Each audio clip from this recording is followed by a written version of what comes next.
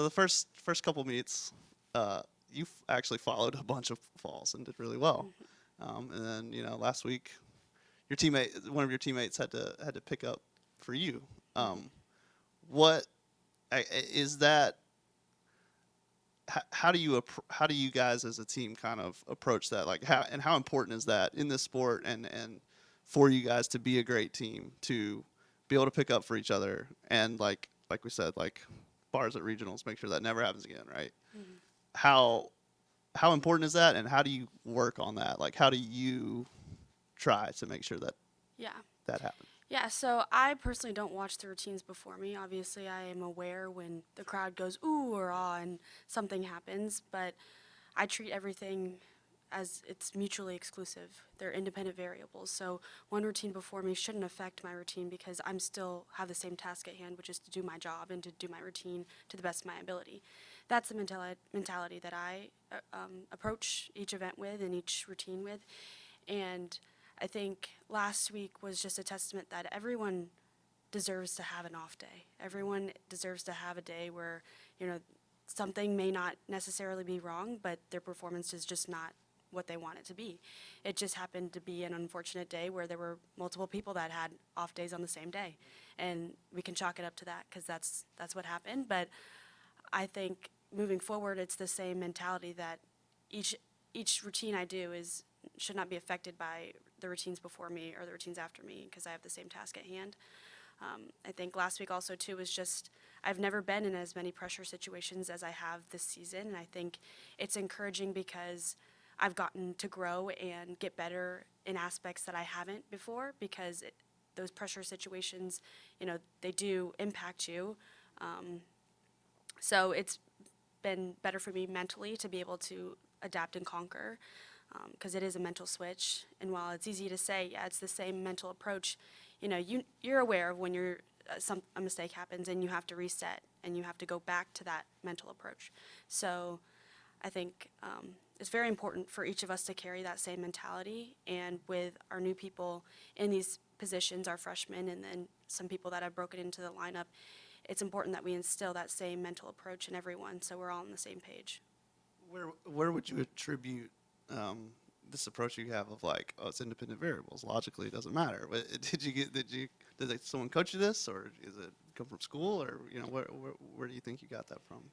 I think gymnastics breeds an environment where you're having to multitask in a lot of different areas of your life. So you have to balance school and you have to be able to compartmentalize every single aspect of your life as an independent variable. So that alone has helped me develop that mentality, but also, it's our coaches, it's our teammates, it's everyone around you that is pushing you in the gym when you're in the gym. It's, okay, this is gymnastics, this is what we need to be focusing on. And Jeff has brought it up the past couple weeks too, just like, hey, this is the task at hand. We're in more pressure situations than we have been before, so we need to really hone in on adapting and being able to emphasize this mentality and this mindset that you don't need to make up for the people before you. You don't need to score a 10.2 or a 10.5, and that's the question, or that's the conversation Jeff and I had after my beam routine was, you're trying too hard. You're trying to make up for the routines before you, when all you need to do is do your average.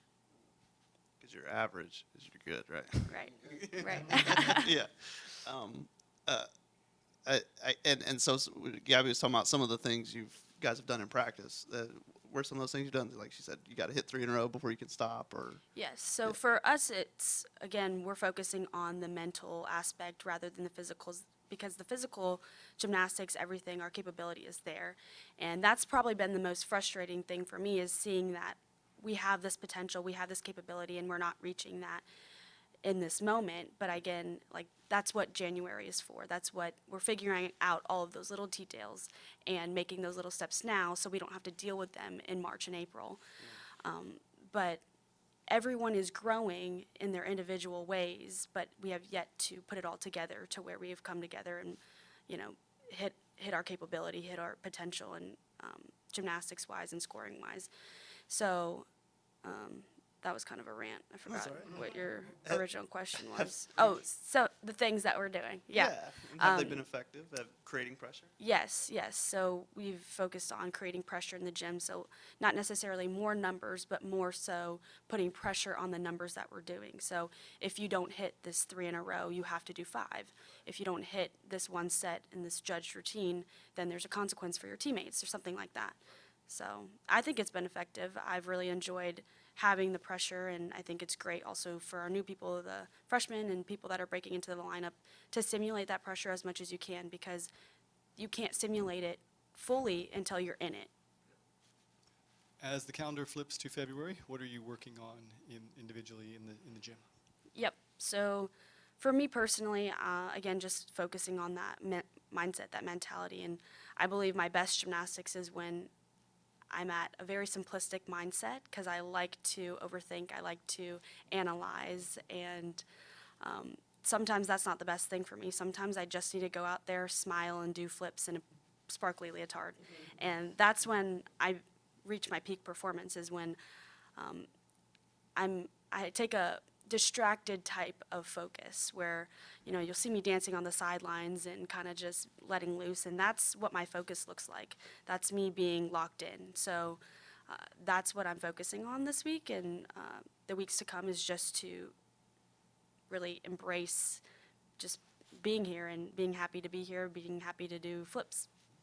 So for the fans who attend this Friday or upcoming meets, or for those who might be watching this quad meet, what would you want them to know about the Auburn gymnastics program? That's a great question. I would say to not underestimate us, and I think it's really easy to get caught up in the media. It's really easy to get caught up in the scores. It's really easy to get caught up in the rankings, and that is just not an accurate representation of where we're going to be in March and April when it actually matters. And when something's in your face, it's happening right now, it's the news, you're going to engage with that, and you're going to be like, oh, well, this is a prediction of where Auburn's going to be in the future, and this is just going to be the rest of their season. Absolutely not. I think it's encouraging for us, and it's an advantage point for us, because we're making those small adjustments now. We're making the mistakes now, so that when we get to March and April, we're not making those mistakes. We've got all our stuff figured out. We're tight as a group, and we're going to excel in those months when it actually matters.